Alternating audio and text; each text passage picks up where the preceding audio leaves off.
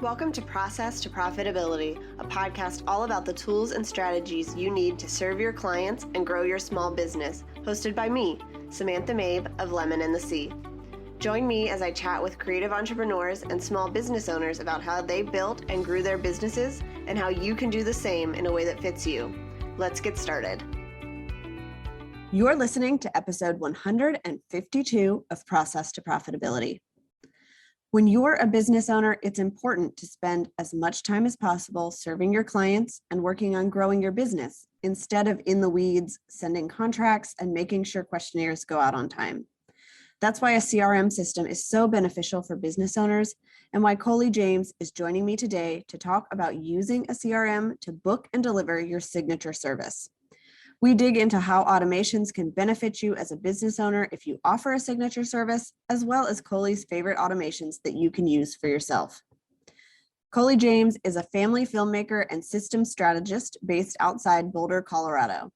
In addition to making art that reflects the reality of parenthood, she helps photographers and other creatives build businesses that are sustainable and profitable using automation. Hi, Colie. Thanks for joining me today. Samantha, thanks for having me. I read your intro at the beginning of the show, but can you tell us a little bit more about who you are and how you got started in your business? So it's funny. I am a photographer. I have been a photographer for the last 9 years. And about 5 years ago is when I started using CRMs, and I love them. And just in the last year, I've realized that I am obsessed with thinking about strategy, planning out strategy, all based around CRMs and more specifically Dubsado. So I pivoted in my business. I still do photography. I still make family films for my clients because I just can't give that up. But the other side of my business is now I help other creatives and photographers streamline their businesses using Dubsado. All right. So we have talked about CRMs a little bit on the show, but I really wanted to dive into this today because so many people are realizing the benefit of having a signature service that they offer, like really honing in on one thing. And a CRM can help so much with that because there's a lot that goes into that for our clients. So let's start by talking about how much time a CRM saves people when they are working with clients and they're trying to do all this business stuff. So guys, I need you to sit down and with a piece of paper, write down every email that you sent your last client and think about how much time it took you to craft the words, to open the program, to put it all together, to make sure that you sounded eloquent or however it is that you like to talk to your clients. And then think of that times however many emails you wrote down. Think about all that time. If you just take a few hours up front and you try to write as many canned email templates as you possibly can, you could save more time, which is actually saving money for every client that comes after. And some people are like, but Colie, when you do canned emails, you don't sound like yourself. I got to tell you guys, I send so many automated emails and my clients would never know that I did not write that email from scratch. There's also the idea that people forget in that if you're writing these templates, it doesn't mean that you have to just automatically send the template.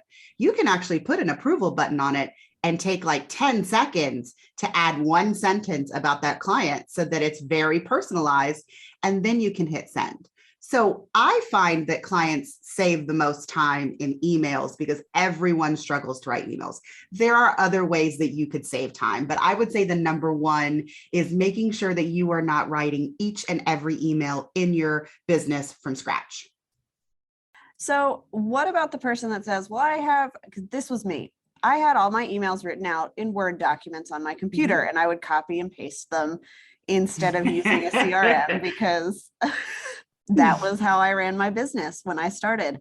So what's the benefit if you just have one service that you're offering and maybe a back end, something, you're not having clients come to you for a million different things. Is it still helpful to have all of this set up? And what are those benefits for the business and clients? So first of all, you said the magic word. You had them in Word and you were copying and pasting them into your email. One of the benefits of having a CRM is streamlining your business basically into one product. So, before I had a CRM, I had emails saved as drafts in Gmail that I would open and I would send my clients. But even that, you lose the tracking capability. So let's talk about that for a minute. So in a CRM, if you have each of your emails laid out as a template, you're not going to another program to copy it, to paste it. But you can also create a workflow that will have the same order of the most important emails every single time.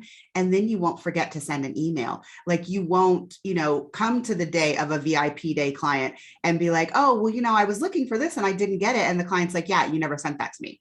We never want that to happen. So in general, if you have all of your emails in your CRM and you're sending them through your CRM, you can always look at the history of that one client very easily to see whether or not you sent an email or not.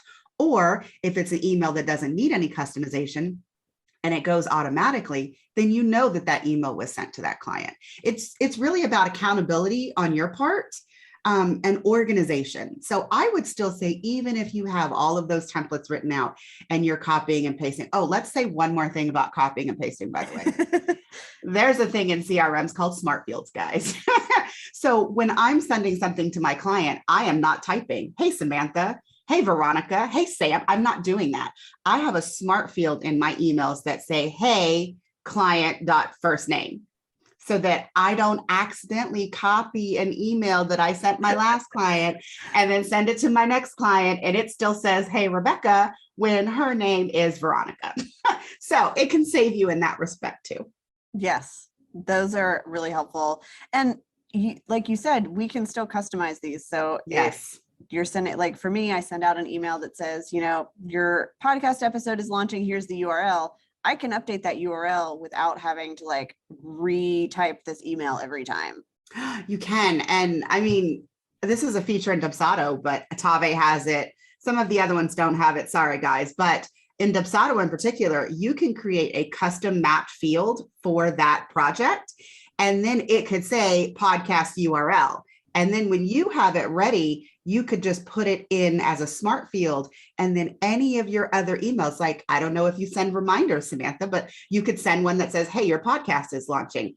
Or, in a few days, you could say, hey, just in case you missed the first email or whatever, here's your podcast link again. And you don't have to type it again. It will automatically appear in that email again because you have saved it in their profile as a smart custom map field. That's so helpful. And I think it's those types of things in a CRM that it's beyond just, okay, I saved an email and I can populate it and I can put it in there.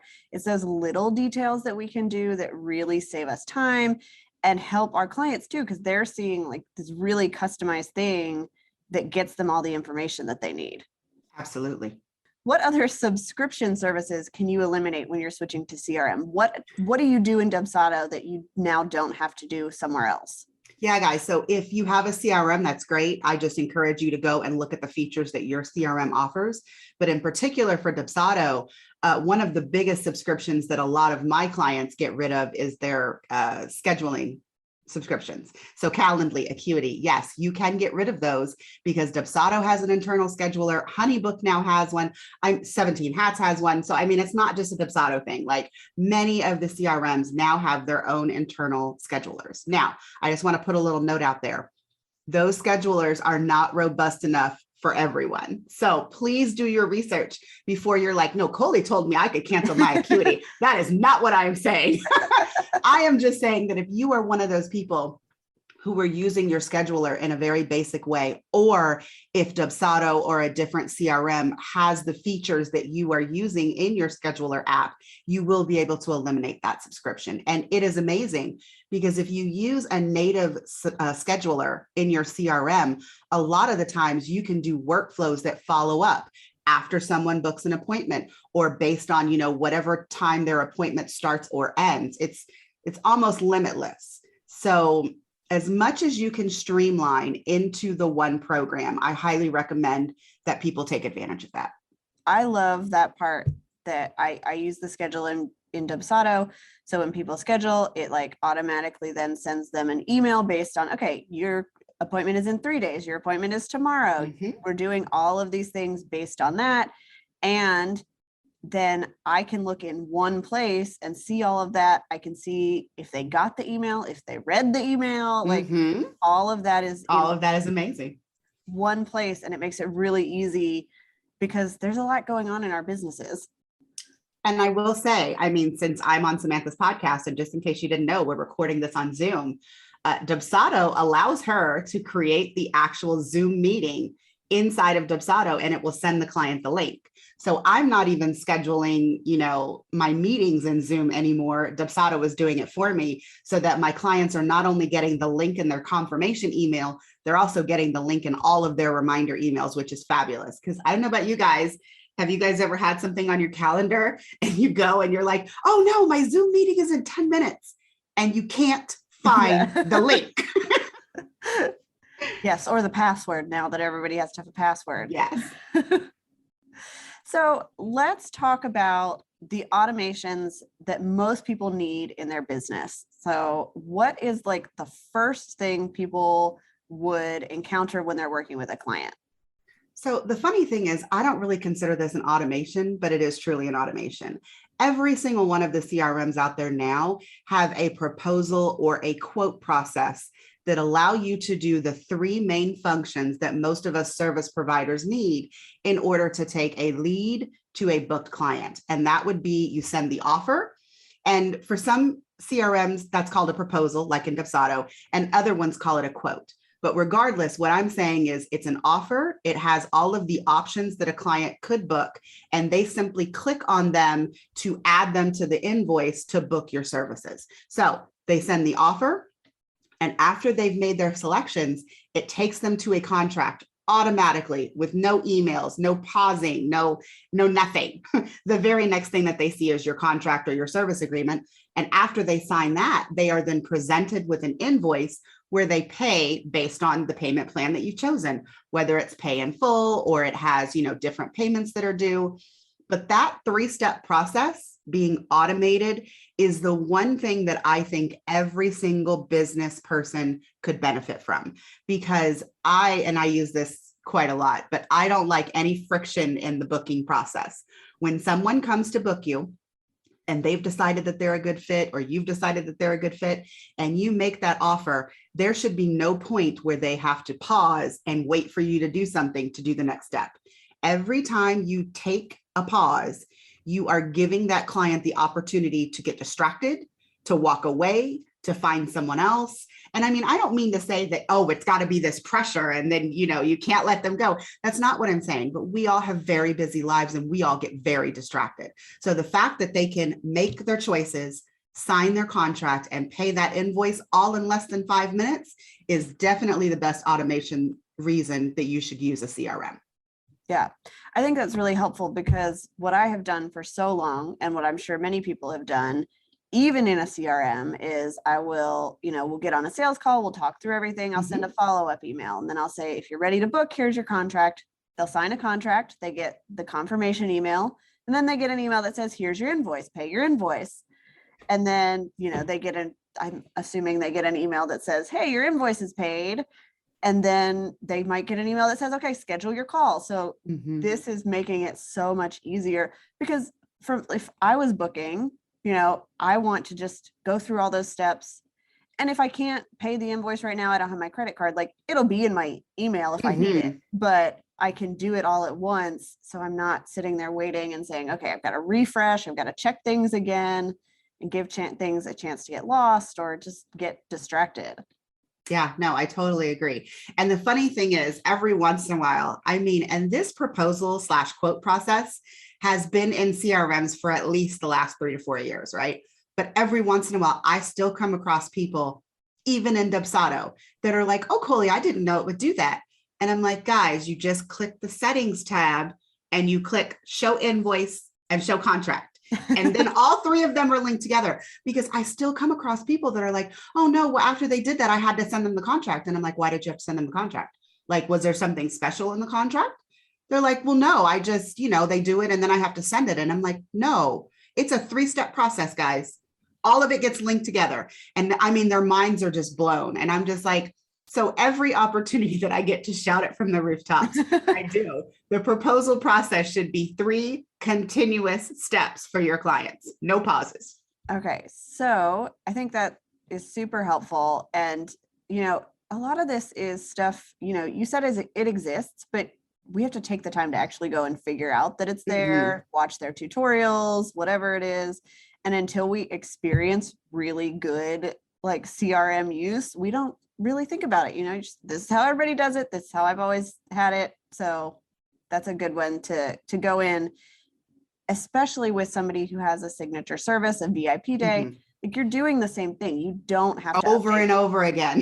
You don't have to update that contract. You don't have to update the invoice. Like they get 1 of 2 payment options maybe. So it's really simple for them to do. But that's also a really good point. So if we come back to the smart fields, I don't really talk about smart fields a lot, but one thing that people come back with was, well, no, I have to customize my contract. And I'm like, what do you need to customize? They're like, well, the service date is different. I'm like, okay, if you just populate the project date on your contracts, it will change from client to client. What else? And they're like, oh, well, some of them have a payment plan. I'm like, yeah, you just put the smart field for the payment plan. And then if the person is a pay in full, it will show 100% due immediately. If they are a 50-50, it will show 50% due now and 50% due whenever you tell it to. I was like, all of these things can be populated on the contract with smart fields that just change from client to client without you doing anything to them. The only instance where you need to actually customize a contract is like, let's say that it's a completely different business. And I don't know, there's some additional steps that you need or additional approvals or something like that. That might be when I go in and I update the contract, but you can do that before you send the proposal. So after you've had your sales call and you realize that the contract needs like another section, you can just go into the contract in that project, make the adjustments, and then send the proposal like you would for any other client. Because when that client gets to their contract, it will be the updated contract and not your standard contract that you've been sending all the rest of your clients. Yeah. All right. So what other automation processes do most of your clients need to get set up? So I set up a lot of family photographers, but we'll talk about that. And then we'll talk about VIP day and one-to-one service people. But for photographers, I really encourage them to send a client questionnaire. It's pretty much the only thing that we send or that I encourage my clients to send besides nurturing emails from booking to then when they have the session date. My client questionnaire is quite lengthy. It is 30 questions long. I like to really know my clients before I go into their house, but I automatically have that client questionnaire sent to them 3 weeks before their session date.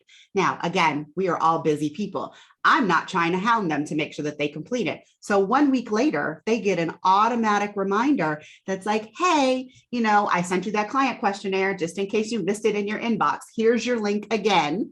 But the good thing about that email is it will only go out if they haven't completed the questionnaire the first time. So my CRM in particular can look at forms and send things if they've completed it or if they haven't completed it. So that's one reason why I am a big Dubsado user is I love that feature. But let's talk about VIP day and one-to-one service providers. We do inquiry stage, right? Everybody, we get a lead, we talk them through a sales call, we tell them our process. Then we do the onboarding process if they're a good fit. We make the offer, they accept the offer, and then we typically need a lot of stuff from our clients. So Sam, you do websites. I'm sure that you need their branding kit and their copy and what services they offer and the prices and all that kind of information. I would create Dubsado questionnaires that ask your clients for all of that information because you can put an upload button where they can upload files. You can put, text boxes where they can give you links to, their Google Doc or whatever it is that they need to give you. All of that can be done inside of one form or multiple. I actually use 3 different ones for my VIP day. But then, once they've completed your form, you can then move on to any other communication that needs to happen.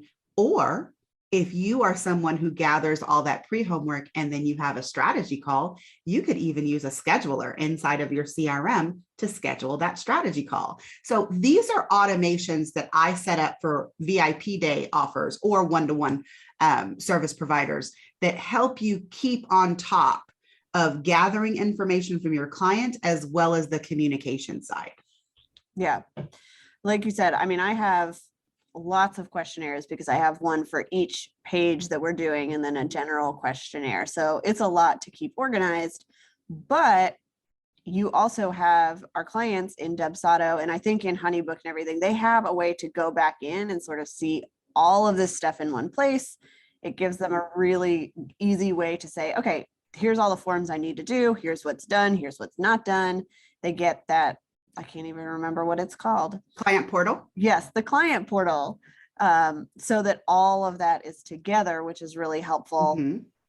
And that way, and I have mine set up, like you said, like it sends them the questionnaires. I don't have to remember to do that, because if I forget to send them the questionnaire that asks for the content for their sales page, I'm out a lot of stuff on the day of that we now have to figure out, and it's going to really throw off what I need to do. So having that built in is super helpful. Yeah, let's just take a pause for 1 second and talk about that client portal. I get asked a lot about client portals, and I'm going to admit, I don't ever recommend that my photography clients, I don't recommend that the photographers that I set up in Dubsado use a client portal unless they're sending more than one form. If they're only sending a client questionnaire, I tell them, just send the client questionnaire. You don't need a portal. You don't need one more thing for them to keep track of. But Samantha, you and I do our VIP days very similarly. I have an onboarding questionnaire that basically asks them about their business in general.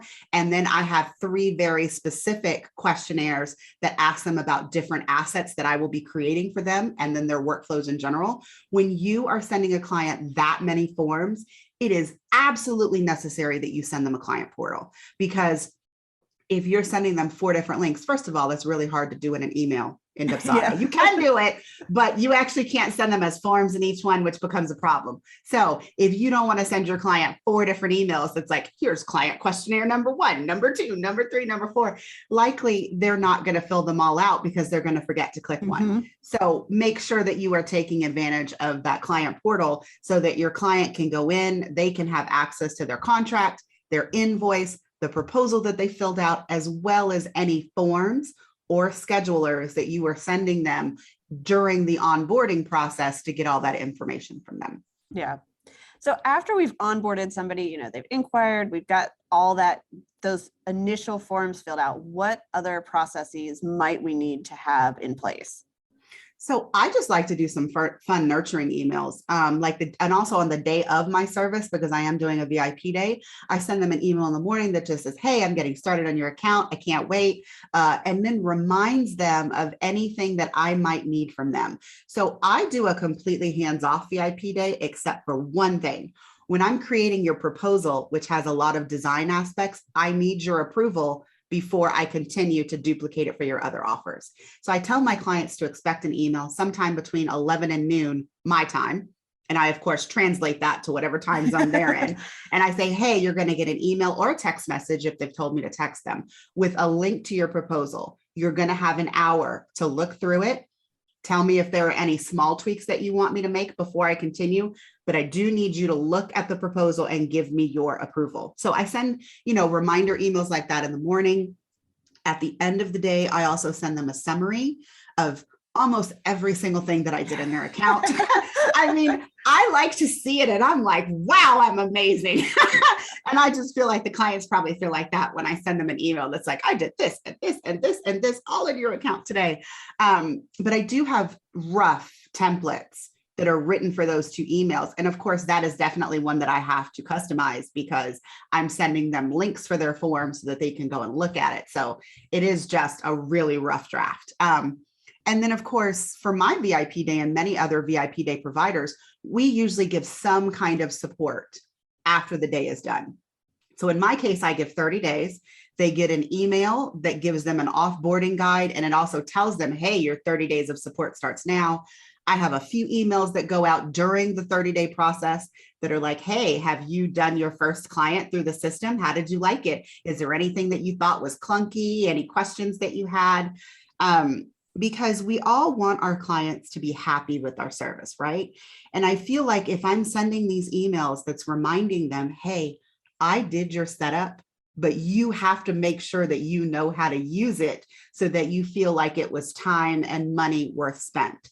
So any of those kinds of emails, I highly recommend that you send out to your clients after the service is done. Yeah.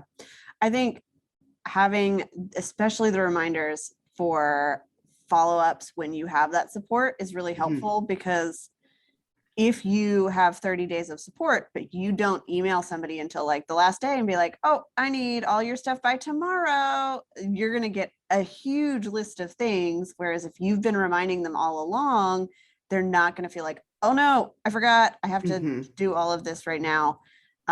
Because I did have that with a client. Like I sent that this is your last week of support. And she's like, oh, I do have some requests for things for us to do. Which was really helpful for me because I didn't have to send it. Like it just happened. But that way I could serve her well. She thought, oh, wow, she's awesome. She reminded me, and I actually had my list of to-dos in my inbox then. And I mean, we all like testimonials. I'm sure many of us have a way, hey, because you can use your CRM to send that form when the support is done to get that testimonial. But other than that, not everyone is going to email you with every success that they have. And if you're sending them those emails along the 30-day of support or whatever support period you have, chances are if you send them one of those emails and they just had like a really good success, they're going to respond to the email and tell you. And then that's a little bit that, can go on your website, can go in your communication, whatever. So just don't do the service and then just leave your clients hanging, because even if they understand it, you want them to feel as supported on the back end as you made them feel on the front end. So just don't forget, guys, that, it's a continuous thing. You want to make sure that the entire time that they are in your client bubble, that you are emailing them, you are nurturing them, you are making them feel supported. Awesome. So do you have any other automations that you really like that people might not have thought about? You talked about the custom fields. Like, are there other things that people miss that can be really helpful? There is one thing, and it really bothers me. So let me talk about it now. I encourage everyone to have what is previously referred to as an autoresponder, but mine is definitely not an autoresponder. The moment that someone fills out your lead capture, or they're filling out your scheduler, if you are actually starting your inquiry process with a consultation call that they schedule on a scheduler, regardless of what you're doing, I want you to immediately send your client a fast follow-up email. Fast response, lead acknowledgement, whatever it is that you want to refer to it. It should be an email that goes out automatically, and it should do a few things. Number one, it should thank them for contacting you and basically just confirm that you got their email. Because have you guys ever, I actually did it over the summer and I was gobstopped. So I inquired for something on a website and I didn't hear from the person for 9 days. No autoresponder. No, I was just like, really? And then like 9 days later, no, I'm sorry, I've already finished the project. We're good. But you should send this email and it should acknowledge that you've gotten their email. In my case, I like to tell them that it's an autoresponder. You don't have to, but I make a joke about how this is automated and you'll hear from the real Colie tomorrow. But the other thing that you can do is you want to put things in there that your client can continue to look at to continue to grow the excitement. So for my photography clients, if they're inquiring about a newborn session, for example, I have links to my favorite newborn sessions in there. I have an FAQ about why they might want a newborn film. I do these things so that if they're really excited, but there's now this pause in the inquiry process, they have something to go look at to continue to be interested. And I would say like 80% of my clients are clicking on all of those links when they're opening up those emails. It is a really good thing to keep people interested. Gifts, guys. If you're a funny person, I'm a very funny person. Almost every single one of my emails has a GIF in it. So, make it as non-robotic as you possibly can. Acknowledge that that they contacted you, give them some additional information, make them excited about the process, and then always tell them when they should expect to hear from you. So if you do 24 to 48 hours over a weekend, guys, that's perfectly fine. Just state it in that email so that they know that they shouldn't expect to hear from you on like a Saturday morning or whatever the case may be. But that one email, I feel like, keeps more people in the game when it comes to booking their leads into clients than anything else that you could do.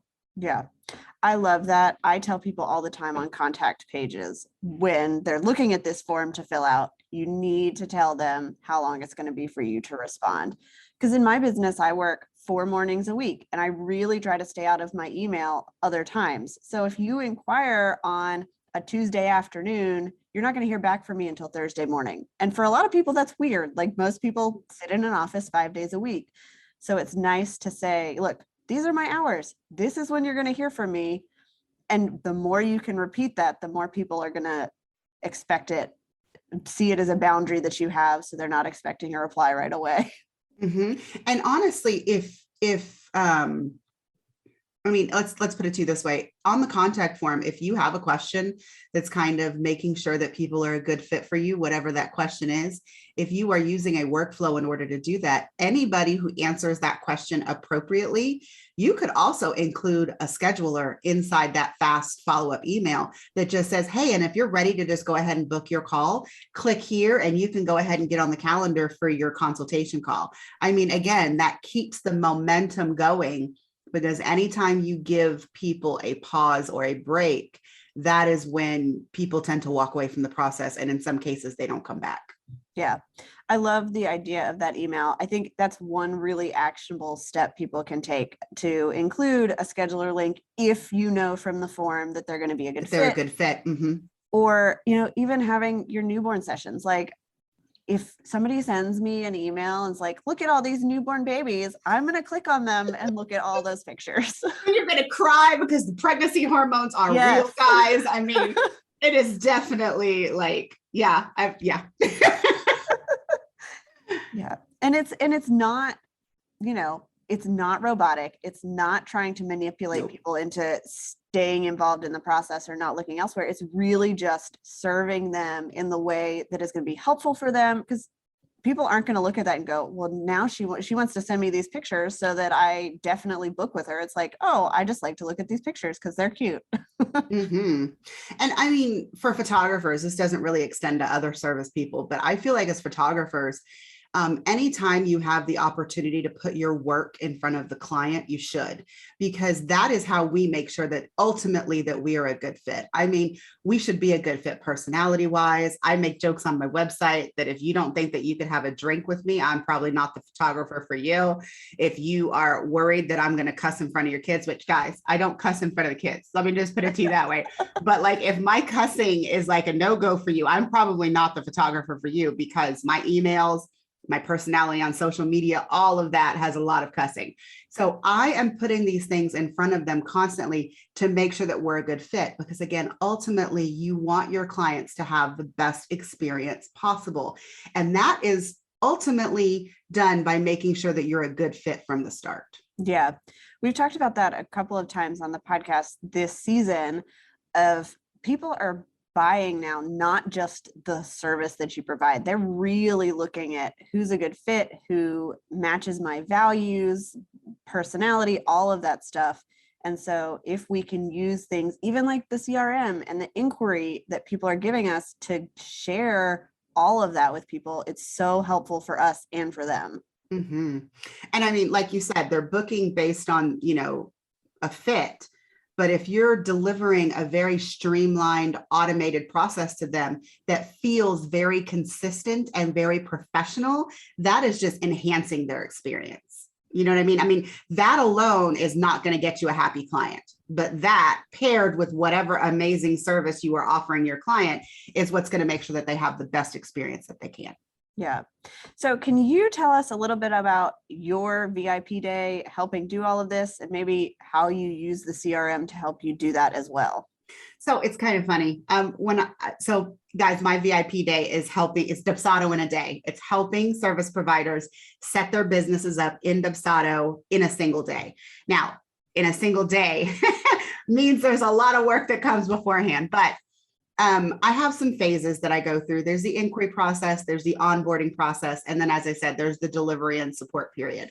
I use almost every single feature in Dubsado during that process.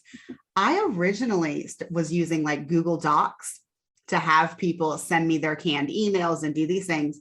And it just dawned on me one day, no, if I do the entire process in Dubsado and they see it from the client end, they will be more excited to provide it from the service provider end. So once I started doing that, I started getting so many compliments. People, just going through my onboarding process, they were like, oh, I didn't know Dubsado would do that. Oh, my clients would probably really enjoy this. So I realized that, doing it all in Dubsado is now a service to me, and it really does help them understand the system from both sides of the service. But so I use a scheduler to schedule a consultation call. I use a proposal to send my client the offer. And depending on what service you're in, I might tweak the copy just a little bit before I send it. But otherwise, it's basically the same proposal, same contract, same invoice payment plan that's going out for each of them. And then, as I said, I auto load 4 different forms and a scheduler inside the client portal. And then I send them a booking confirmation email that's like, hey, I'm so excited that you booked with me. Here's all the pre-homework that you need. I give the date that they have to complete it by in every single email. And then I send them a few reminders. It depends on how far out they book, but I like to do 15 days, 10 days, and then 5 days, because if they have not completed everything by 5 days, they have to reschedule their day and they have to pay a rescheduling fee. So I like to send those kind of reminders. And then, of course, I already talked about the day of emails that I send, and then the support period emails that I send. The only thing that I didn't mention is when all of this is said and done, I send them a really nice feedback form that asks them for their feedback. Anything else that is left lingering, it asks them for a testimonial, and then it asks them to copy and paste that testimonial into Google if they see fit. So those are the things that I use on my VIP day. I will say, it is always an evolving process. So like every once in a while, I'll get a client and, they'll have some part that I hadn't brainstormed before. And I'm like, oh, other clients might need that. So then I go and revamp my forms to include that one little part. So, guys, your CRM is never something that should be static. It is never something that you're going to set up and then 5 years later, you're going to be using it in the same way, because if you're doing that, you're doing a disservice to yourself and your clients. So I highly recommend at least every 6 months that you just think about your process and think if there's anything else that you could do to improve it for both your clients and for yourself. Awesome. So let's wrap up today. I always ask people, if you could recommend one thing to a friend, what would that be? Can I say Dubsado? You guys should see my face right now. I'm like, am I allowed to say that? Yeah, or here's the thing, more general. I would tell everyone that if there is something in your business that you used to love, that you do not love anymore, find a way to outsource it. There is one thing that I swore I would never outsource, and that is making my client films. I swore I would never pay anyone else to do that. And you know what, guys? In December, I finally broke down and hired one of my previous students to edit my films. And she sent me a film last week that had me crying. And I was like, oh, I could have made that film. It looked like I made the film. I was like, oh, this is amazing. And that just took a huge weight off of my plate, because now I have more time to spend time with my family or to work on my Dubsado setups. So don't feel like you're stuck. If there's something that doesn't bring you joy, please figure out a way to automate it or outsource it.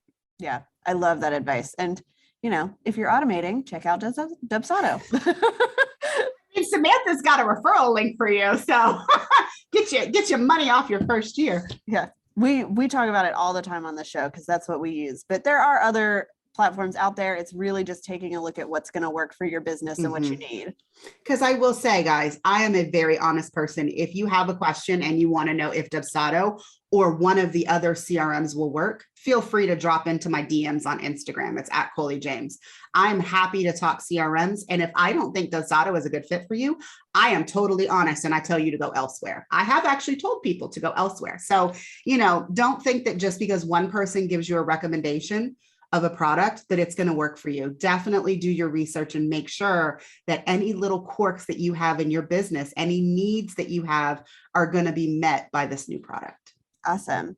So, you mentioned your Instagram, but where can people find you online if they want to connect, if they want to ask questions?